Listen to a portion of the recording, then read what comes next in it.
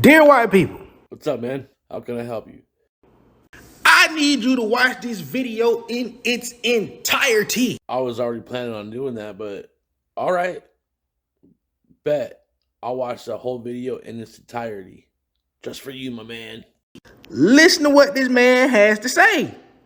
Okay, I will. I just realized this video is 3.5 minutes long. Like, holy shit, dude. This is going to be on YouTube later.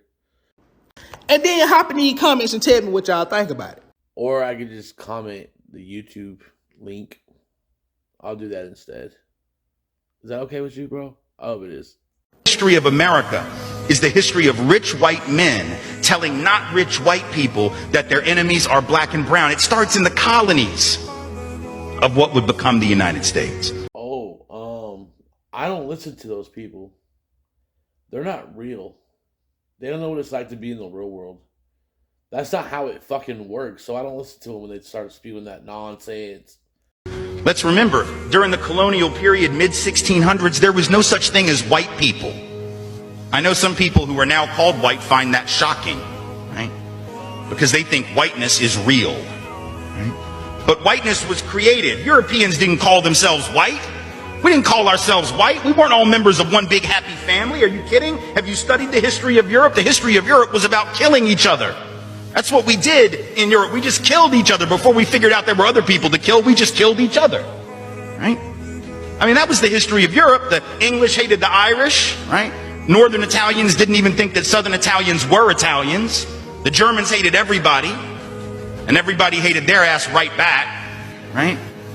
Well, since you put it that way, I hate everyone, and I'm the most hated, plus a little bit extra on the side. Because I'm German and Irish. There was no team called white, no race called white, but all of a sudden, in the middle of the 1600s, there was. Why? Why was it suddenly necessary to create this thing called the white race? Well, because rich people can count. That's why. For sure, I guess. But rich people could count. Okay. Where are you going with that one? And so rich folks looked around, the ones that owned all the land, you know, in the colonies, the colonial elite looked around and they realized something, that they were heavily outnumbered by African enslaved folks, by European indentured servants who were just one level above a slave, or other Europeans who weren't technically indentured servants, but they were still peasants, didn't have any money, didn't have any land, and they could do the math. They added it up and they were like, damn, we got to figure out a way to split these folks apart from one another or they're going to rise up and take our stuff. So I would imagine this man is describing unity. Uniting. Just saying. Right? Because after a while, these black folks who were enslaved Africans and these quote-unquote white folks who were poor Europeans are going to figure out they're all getting played by these rich people. Right? So ultimately, the rich figure out they got to come up with some way to get somebody in that group on their team. The easiest thing is to get the poor Europeans. Right? Because at least they look like you. They sort of share some of the customs and the culture. So they all of a sudden create this thing called whiteness and they say, now you're part of the club. Now we're going to let you testify in court, enter into contracts, vote, at least if you're a man, own a little bit of land, at least if you're a man, right? And we're going to get rid of indentured servitude. No more of that because you're too good for that. And we're going to take the white men, now called white men, and put them on the slave patrol to keep black people in line. Give them a horse and a gun and a badge and make them feel big and powerful, right? They're still poor.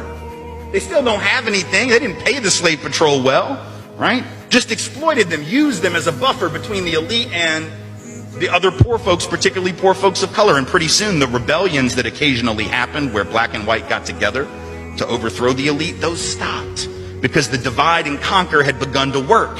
Right? You could turn people against each other by telling those poor white folks they got to keep these black people in line. And so that divide and conquer gets initiated in the colonies. Rich white men telling not rich white people that their enemies are black and brown. Because now, it's time for a lot of y'all to wake up too. We got to find out who the puppet master is. We've been going back and forth for too long. It make it seem like we've been going back and forth since the beginning of time, but research shows that that's not true. Oh, you right about that, man. We definitely got to find out who the puppet master is, or puppet masters, who fuck it up for everybody else on Earth, man. Good thing about me is I grew up poor. I grew up in North Las Vegas and on the east side of Las Vegas, where it's mostly Mexican and black folk. So I grew up not knowing what racial division was. I grew up knowing what rich and poor was. And Rocky May said it. A lot of comedians have said it. Both of all colors, man. I don't care about the color of your skin. I care about the content of your character. Everybody has something to offer at the table, and the table's big enough for everybody to sit down at. You know, I don't care what your color is. I don't care what your religious beliefs are. Fuck, I don't even care about your past. As long as you've grown up, moved forward, and you can respect my shit the same way I respect your shit through and through. This man spoke some truth and value, and it's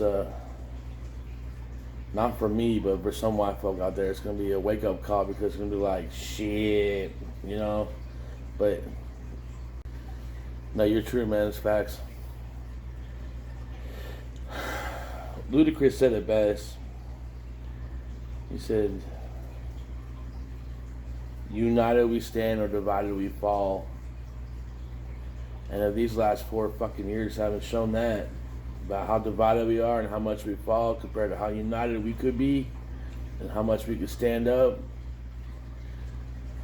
then we're doing it wrong. And we are. We're doing it way wrong. And yeah, good video, man. Good message, good point. Yeah, you have a good day, man. I love y'all. Peace.